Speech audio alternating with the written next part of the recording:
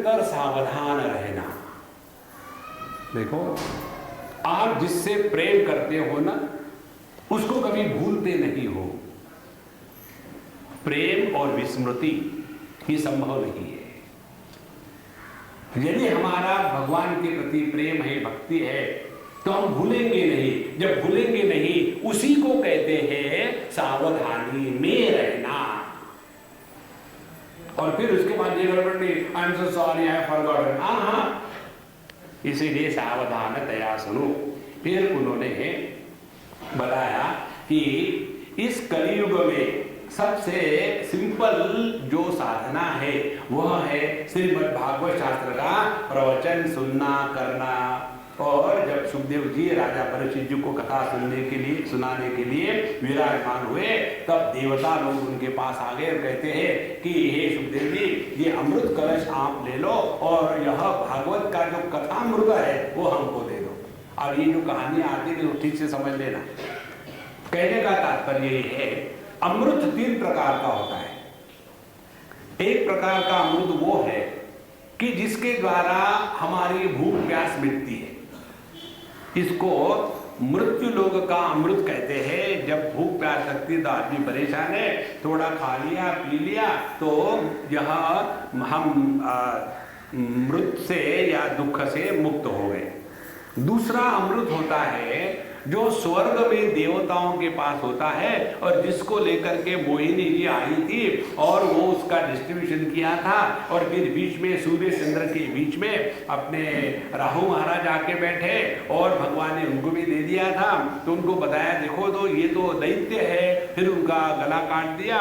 इसीलिए विनाश देह का राहु घूमता है और इसीलिए जो राहु है सूर्य चंद्र को निगलता है, इसीलिए उसका ग्रहण लगता है। ये जो सब कहानियां है ना, जिस अमृत के लिए हुई थी वो स्वर्ग का अमृत है। अब तीसरा अमृत वो है, यद गत्वा न निवर्तन्ते तद्धाम परमं मम। ये वो अमृत है कि जो मृत्यु को भी पी लेता है। और यह अमृत अपना स्वरूप है। इसीलिए यह जो कहानी आती है, देवताओं ने अमृत एक्सचेंज करने के लिए कहा, तो ये संभव नहीं।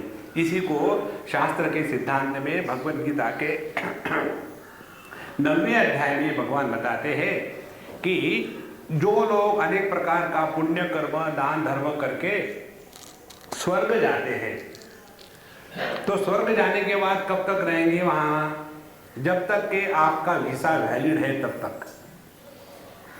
उसके बाद क्षीणे पुण्य मर्त्य लोकम विशंति, फिर उनको धक्का मार करके फिर इस मृत्यु लोक में आना पड़ता है। इसीलिए यह जो थोड़े समय के लिए मोक्ष है, जिसको स्वर्ग कहते हैं, वो हमारे जीवन का लक्ष्य नहीं है। इसीलिए श्रीमद् भागवती वार्ता सुराणाम अपि दुर्लभा। जो स्वर्ग में रहने वाले देवता है उनको भी भगवान की कथा सुनना कठिन है। अब ये दूसरा सिद्धांत समझ लो। जो व्यक्ति सभी प्रकार के भोगों में लगा हुआ है, अनेक प्रकार के भोगों में फंसा है, ऐसा जो भोग प्रधान व्यक्तित्व है, उसके हृदय में भगवान के प्रति प्रेम नहीं प्रकट हो सकता। तो जैसे जिन्होंने अनेक प्रकार के कर्म वगैरह करे, कर्म करने के बाद पुण्य कमाया, दान धर्म किया, स्वर्ग में गए, तो स्वर्ग में काहे के लिए गए? वहां भगवान का भजन करने के लिए नहीं, वहां तो भोगने के लिए गए। इसीलिए भोग प्रधान व्यक्तित्व के हृदय में परमात्मा की भक्ति प्रकट नहीं होती। ये इस सिद्धांत के द्वारा बताया है। और इसीलिए हमारे जीवन में जगत के प्रति जब वैराग्य होगा तभी जाकर के हम इसको अपने हृदय में उतारेंगे। फिर उसके बाद शौनक जी ने पूछा, लोक विग्रह मुक्तस्य नारदस्य चिरस्य च विधिश्रवे कुत प्रीति संयोग कुत्र तैतः। तो जब उन्होंने बताया कि मुझे ये सब ज्ञान मैंने नारद जी से सुना, तो उन्होंने पूछा कि भैया आपने नारद जी के साथ और नारद जी का सनकादि के साथ कहाँ सहयोग होगा, उन्होंने कैसे सब उनको बताया, ये हमको बताइए। तो सुखदेव जी महाराज ने मुझे अपना अनन्य शिष्य जानकर एकांत में ये सब मुझे ज्ञान सुनाया था। और वहाँ विशालापुरी में जब सत्संग के लिए ऋषि आए थे, वहाँ उन्होंने नारद जी को देखा। तो नारद जी को कहते हैं सनत कुमार जी महाराज कि हे नारद जी, कथम ब्रह्मन् दीनमुखः कुतश्चिन्तातरो भवान् त्वरितं गम्यते कुत्र कुतश्चागमनं तव इदानीं शून्यचित्तोऽसि गतवित्तो यथा जनः तदेव मुक्तसंगस्य नोचितं वद कारणम्। हे नारद जी, हे ब्रह्मन, आप तो हमेशा भटकानंद हो, हमेशा भटकते रहते हो भगवान का नाम लेकर के, और हमेशा प्रसन्न चित्त रहते हो। आज आपको क्या हो गया है? आपका मुख ऐसा उदास क्यों हो गया है? और ऐसे व्याकुल हो गए माने किसी ने आपकी जेब काट ली हो। गतवित्तो यथा जनः। तो नारद जी कहते हैं कि देखो, मैं जब हमेशा की तरफ भटकने को लिए निकला तो पृथ्वी में गया। अहम तु पृथ्वी यातो ज्ञात्वा सर्वोत्तमामिति पुष्करम च प्रयागम च काशी गोदावरीम तथा। मैंने ये जान करके पृथ्वी लोक मृत्यु लोक सर्वश्रेष्ठ है, यह जान करके सभी लोगों का भ्रमण किया। हमारे शास्त्रों में 14 भुवन बताते हैं। भूर्भुव स्वहा महाजनः तपः सत्यम अतल वितल सुतल तलातल रसातल पाताल। तो ये जो 14 भुवन है, मैं सब जगह भटका, और सब जगह भटकने के बाद मुझे पता चला सबसे श्रेष्ठ यदि कोई लोक है तो यह मृत्यु लोक है। तो मैं मृत्यु लोक में आया पृथ्वी पर, और यहाँ आने के बाद सोचा कि सबसे बढ़िया कहाँ है, तो तीर्थ क्षेत्र पर जावे।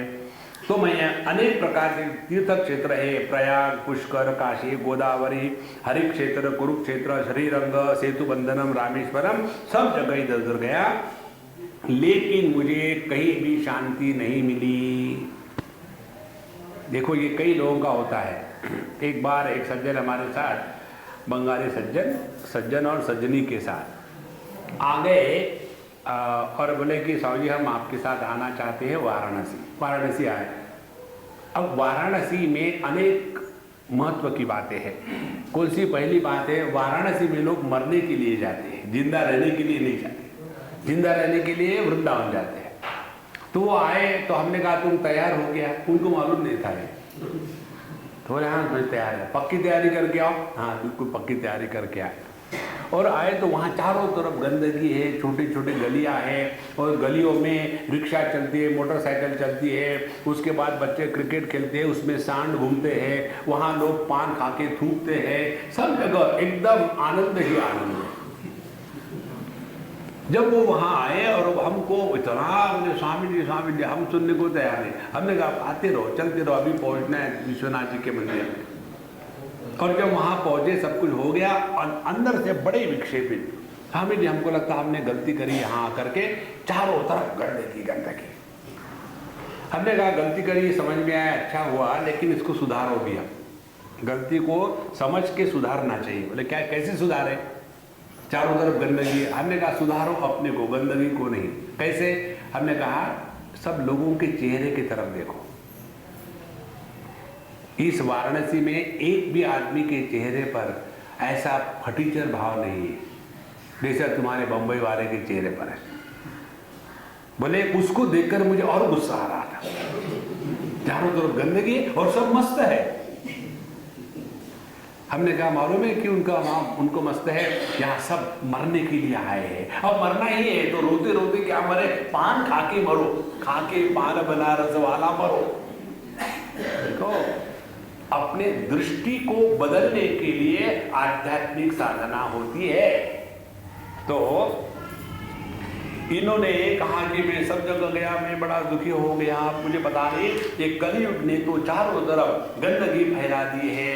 ना तो यहाँ सत्यम नास्ति तपशौचम दयादानम न विद्यते, उदरम भरणो जीवा वराका कूटभाषिणा मंदा सुमंद मतया मंद भाग्या युतद्रुपा पाखंड निरता संता विरक्ता सपरिग्रह तरुणी प्रभृता के हे शारको बुद्धिदायका।